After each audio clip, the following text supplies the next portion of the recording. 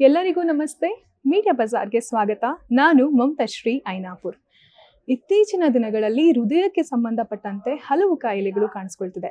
ಅದರಲ್ಲೂ ಹೃದಯಾಘಾತ.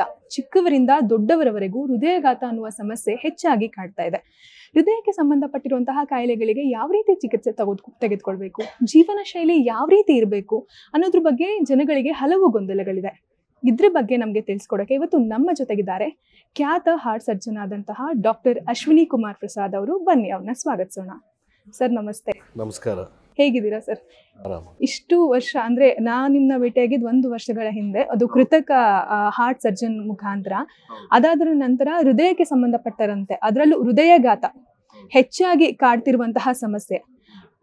ಇವಾಗ ಇತ್ತೀಚಿನ ದಿನಗಳಲ್ಲಿ ನೀವು ಕಂಡಂತಹ ಒಂದು ಹೃದಯಕ್ಕೆ ಸಂಬಂಧಪಟ್ಟಂತಹ ಕಾಯಿಲೆಗಳಲ್ಲಿ ಇದು ತುಂಬಾ ಸರ್ಪ್ರೈಸಿಂಗ್ ಆಗಿತ್ತು. ಇದನ್ನ ಮಗುಗೆ ಅಂದ್ರೆ ಇತ್ತೀಚಿನ ದಿನಗಳಲ್ಲಿ ಮಕ್ಕಳಲ್ಲೂ ಕೂಡ ಹೃದಯಕ್ಕೆ ಸಂಬಂಧಪಟ್ಟಂತಹ ಕಾಯಿಲೆಗಳು ಹೆಚ್ಚಾಗಿ ಕಾಣಿಸ್ಕೊಂತಿದೆ. ಇದ್ರ ಬಗ್ಗೆ ನಿಮ್ಮ ಪ್ರತಿಕ್ರಿಯೆ ಸರ್? ನಾವು ತಮ್ಮನ್ನು ಭೇಟಿಯಾಗಿದ್ದು 1 ವರ್ಷದ ಹಿಂದೆ. ಅದು ನಮ್ಮ ಕರ್ನಾಟಕದಲ್ಲೇ ಮೊದಲ ಕೃತಕ ಹೃದಯವನ್ನು ಅಳವಡಿಸಬೇಕಾದಂಥ ಒಂದು ಪೇಷಂಟ್ ಇತ್ತು. ಈಗ 1 ವರ್ಷ ಆದಮೇಲೆ ಆ ಪೇಷಂಟ್ ತುಂಬ ಚೆನ್ನಾಗಿ ಓಡಾಡಿಕೊಂಡು ಎಲ್ಲ ಕೆಲಸ ಮಾಡ್ಕೊಂಡಿದ್ದಾರೆ. ಅವರು 69 ವರ್ಷ, ಈಗ 70 ವರ್ಷ ತುಂಬಿದೆ ಅವರಿಗೆ. ಅದನ್ನು ನೋಡಿದಾಗ ಈ ಥರದ ಹೃದಯಾಘಾತ ಆಗಿ ಹಾರ್ಟ್ ಪೂರ್ತಿ ಫೇಲ್ ಆದಾಗೂ ಎಲ್ಲ ಹೋಪ್ಸ್ ಕಳ್ಕೊಂಡಾಗ್ಲೂ ಇದೊಂದು ಇದೆ ಅನ್ನೋದು ಒಂದು ಧೈರ್ಯ ಅವ್ರಿಗೆ ಬಂದಿತ್ತು ಮತ್ತು ಅದು ನಿಜ ಆಗಿದೆ.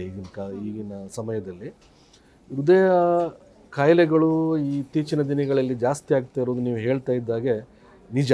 ಅದು ಹೃದಯ ಕಾಯಿಲೆಗಳು ವಯಸ್ಸು ಸಣ್ಣದಿದ್ದಾಗಲಿಂದನೂ ನಾವು ಅತ್ಯಂತ ಹೆಚ್ಚಾಗಿ ನೋಡ್ತಾ ಇದ್ದೇವೆ.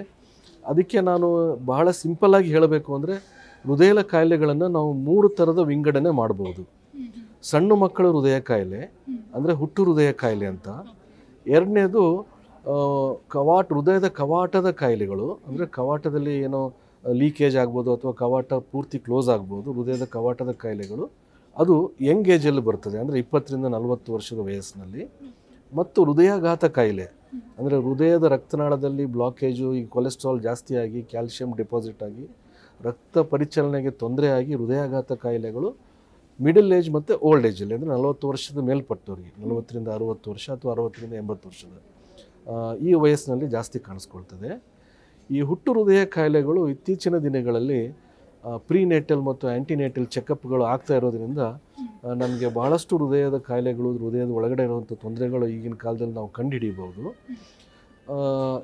ಹುಟ್ಟು ಹೃದಯ ಕಾಯಿಲೆಗಳಿಗೆ ಮೇನ್ ಕಾರಣ ಏನು ಅಂತಂದರೆ ತಂದೆ ತಾಯಿಗಳ ಜೆನೆಟಿಕ್ಸ್, ಅದರಲ್ಲಿ ಮ್ಯೂಟೇಷನ್ ಆದಾಗ ಹೃದಯದ ಡೆವಲಪ್ಮೆಂಟಲ್ಲಿ ತೊಂದರೆ ಆಗುತ್ತೆ.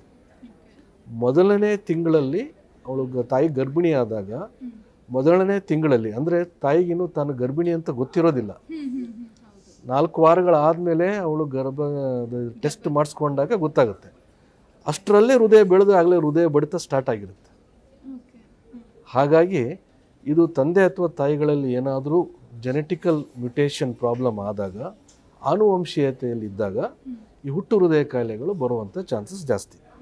ಅಂದರೆ ತಾಯಿಯ ಫ್ಯಾಮಿಲಿಯಲ್ಲಿ ತೊಂದರೆಗಳಿದ್ದರೆ ಅಥವಾ ತಾಯಿ ಗರ್ಭಾವಸ್ಥೆ ಹೊಂದುವ ಸಮಯದಲ್ಲಿ ಅವಳಿಗೆ ಏನಾದರೂ ದುಶ್ಚಟಗಳಿದ್ರೆ, ಸ್ಮೋಕಿಂಗ್ ಅಥವಾ ಡ್ರಿಂಕ್ಸ್ ಮಾಡ್ತಿದ್ರು, ಆಗ ಗರ್ಭಧಾರಣೆ ಮಾಡಿದ್ರು, ಅಥವಾ ಅದೇ ಸಮಯದಲ್ಲಿ ಏನಾದರೂ ವೈರಲ್ ಫೀವರ್ಸ್, ಅಂದರೆ ಈಗ ಏನಾದರೂ ಜ್ವರ ಬಂದಿರುತ್ತೆ ಅಥವಾ ಬೇರೆ ಮೈಗಳು ಹುಷಾರಿರೋದಿಲ್ಲ, ಆ ಸಮಯದಲ್ಲಿ ಗರ್ಭಧಾರಣೆ ಮಾಡಿದಾಗ, ಅಥವಾ ತಾಯಿ ಕೊಡೋಕ್ಕಿಂತ ಮೊದಲನೇ ಅಂಥ ಸಂದರ್ಭದಲ್ಲಿ ತಂದೆಗೆ ಏನಾದರೂ ಬೇರೆ ಮೆಡಿಸಿನ್ಸ್ ಇದ್ದರೆ ಅಥವಾ ತಂದೆಗೆ ಕಾಯಿಲೆಗಳಿದ್ದರೆ ಅಥವಾ ಅವರ ಆನುವಂಶಿಯಲ್ಲಿ ಏನಾದರೂ ಹೃದಯ ಕಾಯಿಲೆ ಇದ್ದರೆ, ಅಂಥ ಸಂದರ್ಭದಲ್ಲಿ ಹುಟ್ಟುವ ಮಗುವಿಗೆ ಹುಟ್ಟು ಹೃದಯ ಕಾಯಿಲೆ ಬರುವಂಥದ್ದು ಬಹಳ ಚಾನ್ಸಸ್ ಇರ್ತದೆ. ಅದರಲ್ಲಿ ಹಾರ್ಟಲ್ಲಿ ಹೋಲ್ ಇರ್ಬೋದು, ನಾನಾ ರೀತಿಯ ತೊಂದರೆಗಳಿರುತ್ತೆ. ಬಲಗಡೆ ಹೃದಯ ಡೆವಲಪ್ ಆಗದೇ ಇರ್ಬೋದು, ಎಡಗಡೆ ಹೃದಯ ಡೆವಲಪ್ ಆಗದೇ ಇರ್ಬೋದು, ಅಥವಾ ಶ್ವಾಸಕೋಶಕ್ಕೆ ಹೋಗುವಂಥ ದಾರಿ ಏನಿದೆ ರಕ್ತನಾಳ, ಅದು ಡೆವಲಪ್ ಆಗದೇ ಇರ್ಬೋದು, ಅಥವಾ ಮೇನ್ ಅಯೋರ್ಟ ಅಂತ ಹೇಳ್ತೀವಿ, ಹೈಪೋಪ್ಲಾಸ್ಟಿಕ್ ಲೆಫ್ಟ್ ಹಾರ್ಟ್ ಸಿಂಡ್ರೋಮ್, ಅಂದರೆ ಈ ಅಯೋರ್ಟ ತುಂಬ ಚಿಕ್ಕದಾಗಿರ್ಬೋದು, ಅಥವಾ ಹೃದಯದ ರಕ್ತನಾಳಗಳೇ ಅದೇನಾಗ್ತದೆ ಅದ್ರ ಕೋರ್ಸ್, ಅದರದ್ದು ಬೆಳವಣಿಗೆ ಏನಿದೆ ಅದೇ ತೊಂದರೆ ಆಗಿರ್ಬೋದು. ಅದಕ್ಕೆ ಅಲ್ಕ್ಯಾಪ ಅಂತ, anomalous origin of coronary arteries ಅಂತ ಹೇಳ್ತೀವಿ. ಅಥವಾ ಹೃದಯದ ರಕ್ತನಾಳಗಳು ಹೃದಯದ ಸ್ನಾಯುದ ಒಳಗಡೆನೇ ಹೋಗ್ತವೆ, ಅಂದರೆ ಇಂಟ್ರಾಮಯೋಕಾರ್ಡಿಯಲ್ ಕೊರೊನರಿ ಆರ್ಟರೀಸ್, ಇಂಟ್ರಾಮಯೋಕಾರ್ಡಿಯಲ್ ಬ್ರಿಡ್ಜ್ ಅಂತ ಹೇಳ್ತೀವಿ. ಈ ಥರದ ಹುಟ್ಟು ಹೃದಯ ಕಾಯಿಲೆಗಳು ಬಹಳಷ್ಟು ಥರದ್ದು ನಮ್ಮನಿಂದ ಇರ್ಬೋದು. ಅಂಥ ಹುಟ್ಟು ಹೃದಯ ಕಾಯಿಲೆಗಳಿದ್ದಾಗ ಮಗು ಹುಟ್ಟಿದ ಮೇಲೆ ಅಥವಾ ಇನ್ನೂ ಸಣ್ಣ ವಯಸ್ಸಿನಲ್ಲಿ 6 ತಿಂಗಳು, 1 ವರ್ಷ, 2 ವರ್ಷ ಇದ್ದಾಗ ಮಗುವಿಗೆ ತೊಂದರೆಗಳು ಕಾಣಿಸ್ಕೊಳ್ಬೋದು. ಅದು ಬಹಳ ಇಂಪಾರ್ಟೆಂಟು. ಇದು ಎಲ್ಲ ಜನಗಳು ತಿಳ್ಕೊಳ್ಬೇಕಾಗಿದ್ದು. ಈಗ ಎಲ್ಲರೂ ಕೇಳ್ತಾರೆ, ಅಷ್ಟು ಸಣ್ಣ ಮಗುವಿಗೆ ಹೃದಯಾಘಾತ ಹೇಗಾಯಿತು?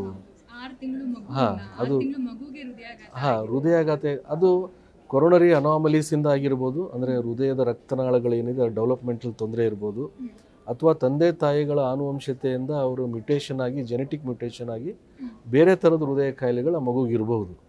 ಅದು ಮುಂಚೆನೇ ಅವರು ತೋರಿಸ್ಕೊಂಡಿರೋದು. ಈಗ ಅರ್ಬನ್ ಏರಿಯಾದಲ್ಲಿ ಎಜುಕೇಟೆಡ್ ಇರೋರು ಇದನ್ನು ಹುಟ್ಟಿದ ತಕ್ಷಣ ಮಗುವಿಗೆ ಎಕೋಕಾರ್ಡಿಯೋಗ್ರಾಮ್ ಮಾಡಿಸ್ಕೊಳ್ತಾರೆ.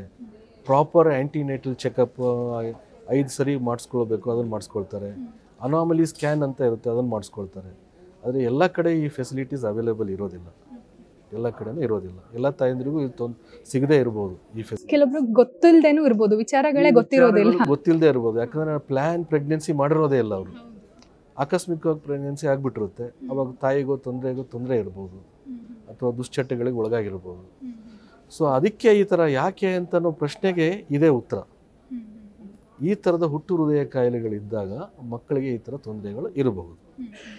ಹಾಗಾಗಿ ಮಕ್ಕಳಿಗೆ ಯಾವುದೇ ಥರದ ಸಿಂಪ್ಟಮ್ಸ್, ಅಂದರೆ ಉಸಿರಾಟದ ತೊಂದರೆ ಇರ್ಬೋದು, ಮಗು ನೀಲಿ ಆಗಿದ್ದಾಗ ಇರ್ಬೋದು, ಕೆಲವೊಂದು ಸರಿ ಮಗು ಬ್ಲೂಯಿಶ್ ಡಿಸ್ಕಲರೇಷನ್ ಅಂತ ಹೇಳ್ತೀವಿ, ಅಂದರೆ ಆಕ್ಸಿಜನ್ ಪ್ರಮಾಣ ಕಡಿಮೆ ಇರ್ತದೆ, ಅಥವಾ ಮಗು ಆಟ ಆಡ್ಲಿಕ್ಕೆ ಆಗಲ್ಲ, ಸ್ವಲ್ಪ ದೂರ ಓಡಿದ ತಕ್ಷಣ ಸುಸ್ತಾಗ್ಬೋದು, ಅಥವಾ ಮಗುವಿಗೆ ಬಾವು ಬರ್ಬೋದು. ಈ ಥರದ್ದು ಏನೇ ತೊಂದರೆ ಬಂದಾಗೂ ಆದಷ್ಟು ಬೇಗ ತಂದೆ ತಾಯಿಗಳು ಒಂದು ಕಾರ್ಡಿಯಾಲಜಿ ಚೆಕಪ್ನ ಮಾಡಿಸ್ಕೊಳ್ಬೇಕು. ಈ ಥರದ ಎಲ್ಲ ಹೃದಯ ಕಾಯಿಲೆಗಳಿಗೂ ನಾವು ಮೊದಲೇ ಕಂಡುಹಿಡಿದು ಟ್ರೀಟ್ಮೆಂಟ್ ಕೊಡ್ಬೋದು. ಆದರೆ ಕಂಡುಹಿಡಿಯೋದೇ ಡಿಲೇ ಆದಾಗ, ಅಥವಾ ಕೆಲವೊಂದು ಸರಿ ಸಿಂಪ್ಟಮ್ ಬಂದಾಗ ಪೇರೆಂಟ್ಸ್ ನೆಗ್ಲೆಕ್ಟ್ ಮಾಡಿದಾಗ, ನಾವು ಅದನ್ನು ಮಗುಗೆ ಹಾರ್ಟ್ ಸ್ತಬ್ಧನೆ ಆದಮೇಲೆ, ಹೃದಯ ಸ್ತಬ್ಧನೆ ಆಗಿ ಕಾರ್ಡಿಯಾಕ್ ಅರೆಸ್ಟ್ ಆಗಿ ಬಂದಾಗ ಬಹಳ ಲೇಟ್ ಆಗಿರುತ್ತೆ. ಆಫ್ಟರ್ 20 to 40 ಅಂತ ನೋಡೋದಾದ್ರೆ ಇದು ಹುಟ್ಟು ಹೃದಯ ಕಾಯಿಲೆ ಬಗ್ಗೆ ಹೇಳ್ತಾ ಇದ್ದೇನೆ. ಸೊ ಇದು ನೀವು ಹೇಳ್ದಂಗೆ ನಾವು ಯಂಗ್ ಏಜಲ್ಲಿ, ಅಂದರೆ 20 ರಿಂದ 40 ವರ್ಷದ ವಯಸ್ಸಿನಲ್ಲಿ ನಮ್ಮ ಎಲ್ಲ ಸೌತ್ ಈಸ್ಟ್ ಏಷ್ಯನ್ ಕಂಟ್ರೀಸಲ್ಲಿ ಒಂದು ಎಂಡಮಿಕ್ ಇನ್ಫೆಕ್ಷನ್ ಡಿಸೀಸ್ ಇದೆ. ಅದಕ್ಕೆ ರುಮ್ಯಾಟಿಕ್ ಹಾರ್ಟ್ ಡಿಸೀಸ್ ಅಂತ ಹೇಳ್ತೇವೆ. ಅಂದರೆ ಒಂದು ಸ್ಟ್ರೆಪ್ಟೋಕಾಕಲ್ ಇನ್ಫೆಕ್ಷನ್ ಅಂತ ಒಂದು ಕೈಂಡ್ ಆಫ್ ಅ ಬ್ಯಾಕ್ಟೀರಿಯಾ. ಅದು ಭಾಳಷ್ಟು ಕಾಮನ್ ಆಗಿ ಗಂಟಲು ನೋವು ಮತ್ತು ಮೂಗು ಸೋರಿಕೆ, ಇದು ಮಕ್ಕಳಲ್ಲಿ, ಸ್ಕೂಲಿಗೆ ಹೋಗೋ ಮಕ್ಕಳಲ್ಲಿ ನಾವೆಲ್ಲರಿಗೂ ನೋಡ್ತಾ ಇರ್ತೀವಿ. ಈ ಸ್ಟ್ರೆಪ್ಟೋಕಾಕಲ್ ಇನ್ಫೆಕ್ಷನಿಂದ ಬರುವಂಥ ಹೃದಯ ಕಾಯಿಲೆ ಇದು ಸಿಂಪಲ್ ಆ್ಯಂಟಿಬಯೋಟಿಕ್ಕಿಂದ ಗುಣ ಆಗುವಂಥ ಕಾಯಿಲೆ. ಆದರೆ because of over crowding and unhygienic environment, especially in south East Asian countries, ಅಂದರೆ ನಮ್ಮ ಭಾರತ ಇರ್ಬೋದು, ಅಥವಾ ಶ್ರೀಲಂಕಾ ಇರ್ಬೋದು, ನೇಪಾಳ ಇರ್ಬೋದು, ಮಯನ್ಮಾರ್ ಇರ್ಬೋದು, ಈ ಥರದ್ದು ಇಂಡೋನೇಷ್ಯಾ, ಮಲೇಷ್ಯಾ ಅಥವಾ ವಿಯೆಟ್ನಾಂ, ಇದೆಲ್ಲ ಸೌತ್ ಈಸ್ಟರ್ನ್ ಏಷ್ಯನ್ ಕಂಟ್ರೀಸಲ್ಲಿ ಇದು ಎಂಡೆಮಿಕ್ ಡಿಸೀಸ್. ಅಂದರೆ ಬಹಳಷ್ಟು ಜನಕ್ಕೆ ಇದು ಹೃದಯದ ಕವಾಟದ ಕಾಯಿಲೆಗಳು ಬರುತ್ತೆ ಭಾಳ ಕಾಮನ್ ಆಗಿ.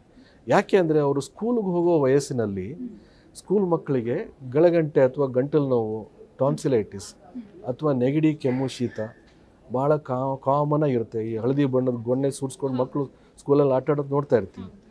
ಅದು ಸ್ಟ್ರೆಪ್ಟೋಕಾಕಲ್ ಇನ್ಫೆಕ್ಷನಿಂದ ಬಂದಿರುತ್ತೆ.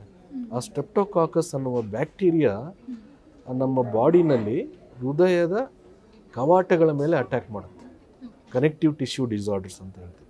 ಹೃದಯದ ಕವಾಟಗಳು ಈ ಇನ್ಫೆಕ್ಷನಿಗೆ ಒಳಗಾದಾಗ ಕವಾಟಗಳು ಹಾಳಾಗ್ತದೆ.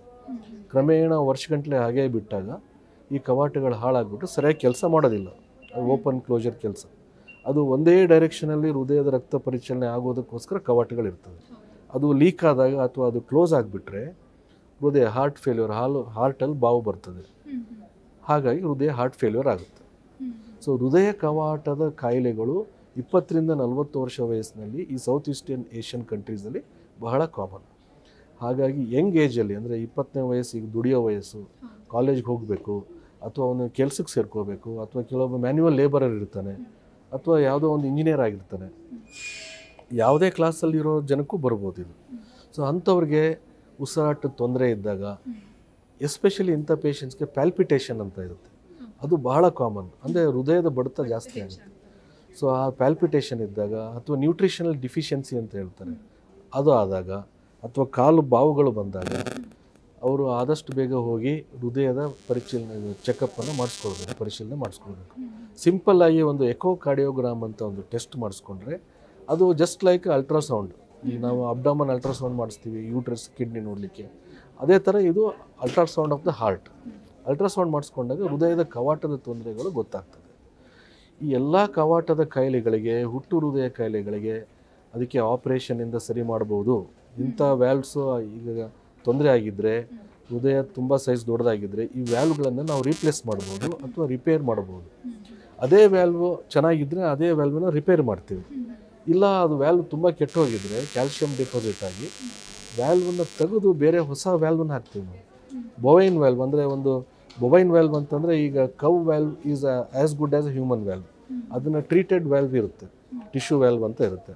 ಅಥವಾ ಮೆಕ್ಯಾನಿಕಲ್ ವ್ಯಾಲ್ವ್ ಅಂದರೆ ಮೆಟಲ್ ವ್ಯಾಲ್ವ್ ಇರುತ್ತೆ, ಅದಕ್ಕೆ 2 ಲೀಫ್ಲೆಟ್ಸ್ ಇರುತ್ತೆ. ಸೊ ಇಂಥ ವ್ಯಾಲ್ವನ್ನ ರೀಪ್ಲೇಸ್ಮೆಂಟ್ ಮಾಡ್ಬೋದು. ಇಂಥ ಪೇಷಂಟ್ಸು ಮುಂದೆ ನಾರ್ಮಲ್ ಲೈಫ್ ಲೀಡ್ ಮಾಡ್ತಾರೆ, ಯಾವುದೇ ಸಮಸ್ಯೆಗಳಿಲ್ಲದೆ. ಹೌದು ಹೌದು. ಸೊ ಈ ಯಂಗ್ ಏಜಲ್ಲಿ ಇದು ಹೃದಯ ಕವಾಟದ ಕಾಯಿಲೆಗಳು ಬರ್ಬೋದು.